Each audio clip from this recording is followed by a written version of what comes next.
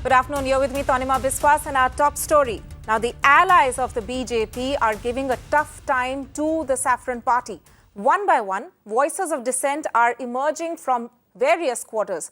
In fact, the latest is the first one in the list today is JDU, which has slammed the BJP for its anti-forced conversion law and claimed it is promoting social hatred. Just yesterday in Tamil Nadu, AIDMK gave out a stern message to the BJP, asking them to fall in line or explore electoral options.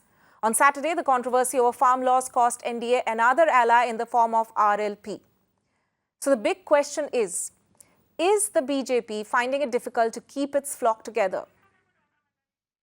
In fact, we can see that there are a number of these instances which we just pointed out, which is taking place, whether it is down south in Tamil Nadu or whether it is in the north in terms of RLP in Rajasthan, or whether it is in terms of east and JDU making a very clear stand with regard to the law against forced conversions and saying that it is not in favor of such laws. We've seen several BJP states actually,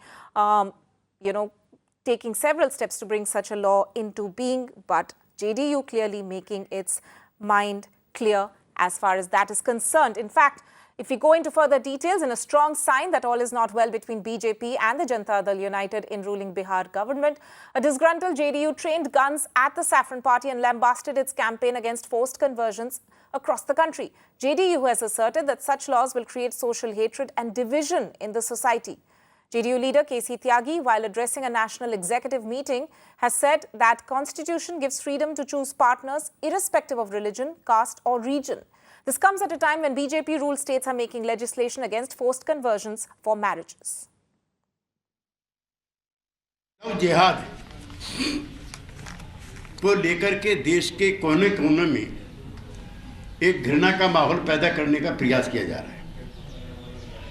संविधान की धाराओं में लिखा हुआ है, CrPC में लिखा हुआ है कि दो अडल्ट कोई भी अपनी मर्जी से अपना जीवन साथी चुनने के लिए स्वतंत्र है।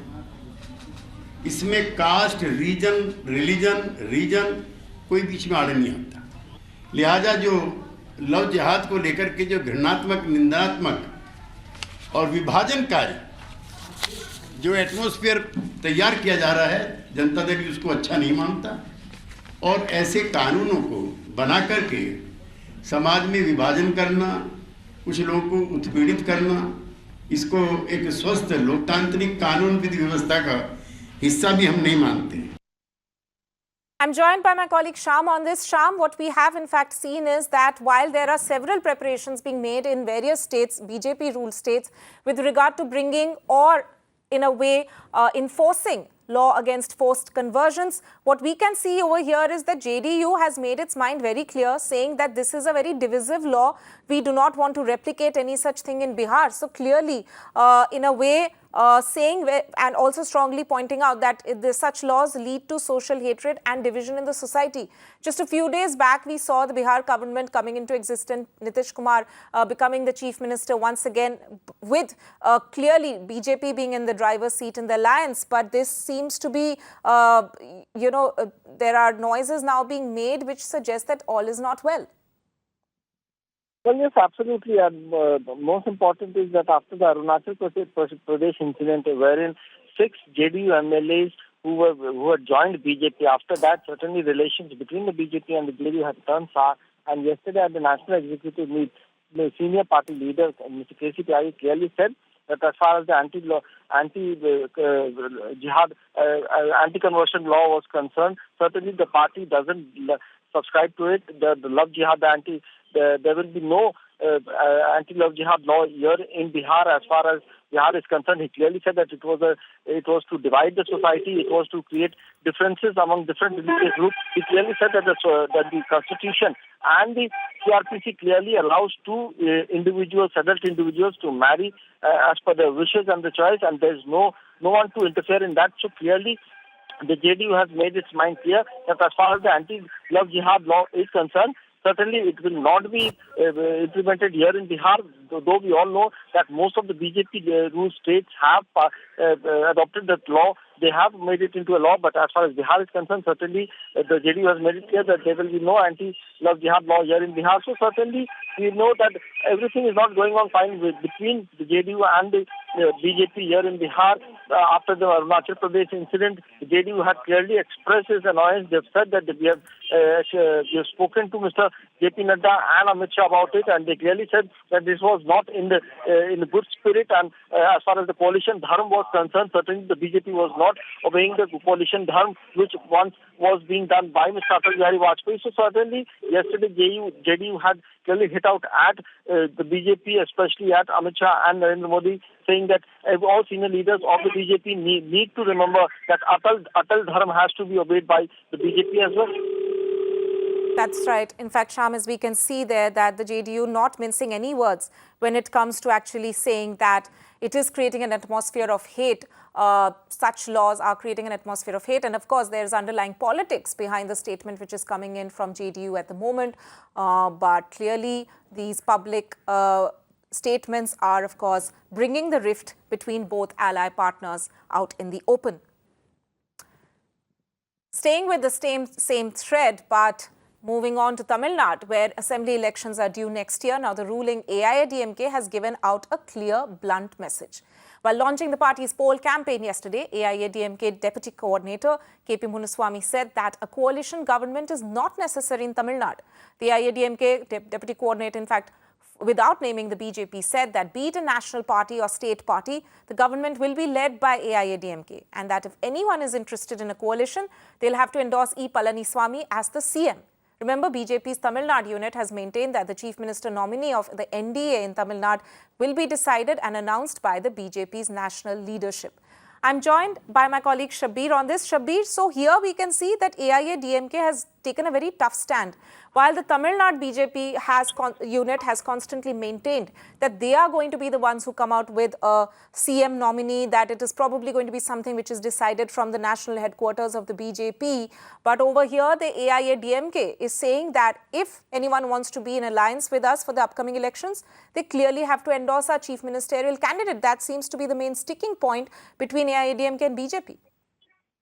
Well, that's right. For the past few days, there have been a war of words between AIADMK and BJP. The local unit of the BJP has not endorsed Edapadi Palaniswamy as the chief ministerial candidate of the AIADMK-led alliance.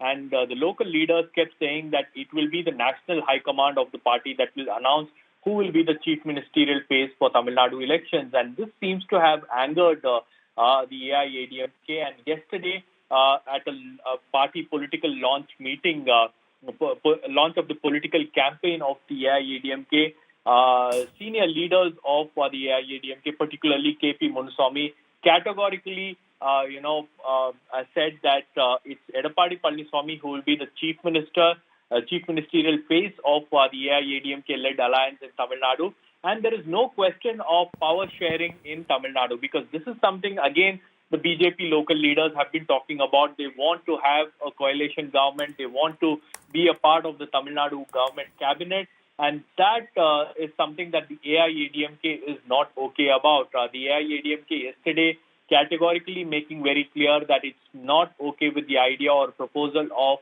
having BJP members on the cabinet.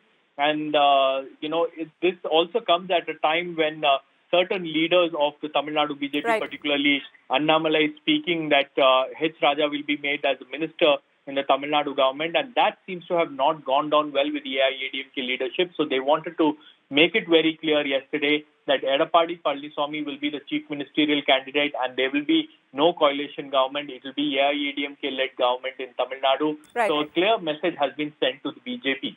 Shabbir, thank you so much for joining us with that. I'm also joined over the phone line by Ms. Anila Singh of the BJP. Ma'am, thank you so much for speaking to Mirror Now. But what we clearly seem to be seeing, Ms. Singh, is that there's trouble in some of the alliances that we're looking at, whether it is in terms of the Bihar government, where JDU has clearly spoken out about law against forced conversions, or whether it is in terms of AIADMK, though not naming BJP, but saying that if anyone wants to be in alliance with us for the upcoming elections, they have to endorse EPS as the chief ministerial candidate. Clearly, despite the fact that BJP is more in terms of the assembly numbers in the state of Bihar, but over there also your alliance partner is making certain noises which seem to indicate that there seems to be trouble in the alliance, and even down south the same problem exists. Talk about NDA alliance partners, we are partners in politics and in power. If we talk about AIDMK in Tamil Nadu, I think it is too early to react what they have said. Yes, we know that elections are going to be around the corner, and many things have to be adjusted, talked about, and then go ahead. Nobody can deny this fact that yes, in today's date, Bhartiya Janta Party, pan-India, is the most successful and most powerful political party. And if I talk about JDU, we know it very well that in Bihar, we are there, then only government is there. So we always try to accommodate, adjust, and have cordial relationship with our alliance partners, and we expect the same. But you seem to be having a troubled time, ma'am. I'm sorry to interrupt there, but you seem to be having a troubled time, whether it is with regard to RLP recently walking out of the alliance over the farm laws issues. Now it is the JDU there clearly making a stand about something which will come across as a public embarrassment for BJP, because several states are already making laws or strengthening laws against forced conversions, and now AIADMK saying that we are the big brother as far as Tamil Nadu government is concerned. You have to either accede to our conditions or else forget about a coalition. See, if I talk about Bhartiya Janta Party, we are never embarrassed, because for us, nation is first. So whatever we do, we keep nation in our mind, and then we take steps ahead. So all those political parties who have got their own selfish mottos and motives, they can go ahead and they can have some sort of embarrassment with their decisions, but not Bhartiya Janta Party. And if I talk about anti-conversion law, I just want to say one thing here. Please, this is not for one particular religious community. If this law is going to come, it is for everybody, every citizen coming from any caste or religion.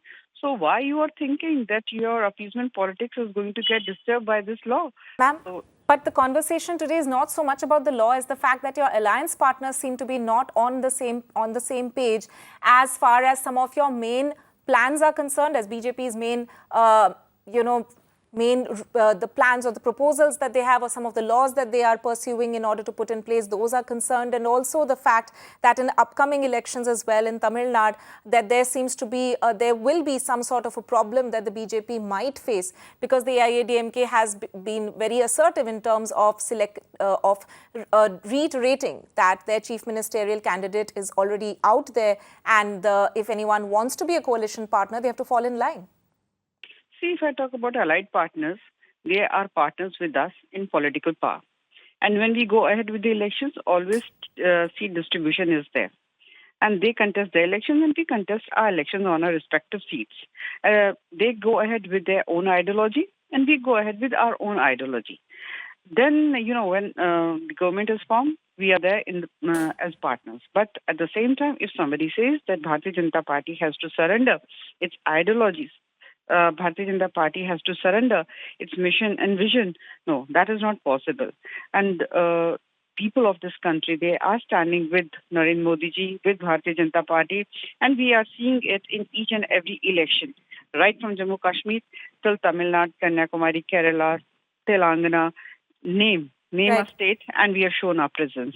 So this is the biggest proof that yes, Bhartiya Janta Party is on the right path. Right, Ms. Singh, thank you so much for speaking to Mirror Now. I'm also joined over the phone line by Mr. Raj Shekharan, political analyst. Mr. Shekharan, thank you so much for speaking to us. Mr. Shekharan, BJP is always known as the master strategist when it comes to electoral politics, when it comes to winning elections. But even in one state where they have recently won the elections in alliance, and in another state which is which will see elections early next year, we can see BJP seems to be in troubled waters, because in both cases, the ally partners, whether it's JDU in Bihar or AIADMK in down south in Tamil Nadu, they are both making noises and being very assertive. So this is a very unusual situation for BJP. Would you say so? See, as you rightly said, I agree with you on one point, that BJP is very successful in North Central India. but I wouldn't say that BJP is not going to give away with any kind of pressure. But yesterday's AIDMK meet, that first political campaign meet, had sent strong message to BJP, saying that they cannot do anything in the Dravidian heartland, and the AIDMK will not succumb to any kind of pressure. That was the literal verbatim of K.P. Munswamy, Deputy Secretary of AIDMK Party, and they had categorically reflected the pulse of each and every voter, each and every AIDMK member, because when Jayalalitha had campaigned in 2014 Lok Sabha elections, she said that the famous slogan, it is Daddy, it's Modi or Lady. And DMK said it's Daddy. And the people of Tamil Nadu elected the lady. So still the mindset among the voters and the AIDMK cadres remains the same. So BJP cannot arm twist, browbeat AIDMK. And if AIDMK is going to succumb to all these pressures and Twitter fights and all, definitely they will be lost in the elections in a very big way. And it's advantage DMK. So AIDMK has to make things clear before they align with BJP. BJP cannot do anything to their wishes or their whims and fancies. Right. AIDMK has to take a strong stand against the ideology of BJP because Tamil Nadu has always been a Hindu state with a Dravidian mindset. Right. So right. they cannot say Hindutva can be imposed, which will not work in Tamil Nadu. People of Tamil Nadu who belong to the majority Hinduism are in all the parties. Not only AIDMK, DMK, Congress, Communists, everybody are Hindus. Here in Tamil Nadu, Right, Mr. Rajasekharan. that ideology will not work. Right, Mr. Rajasekharan, thank you so much for joining us with that. Time for us now to slip into a short break. More news and updates on the other side. Stay tuned.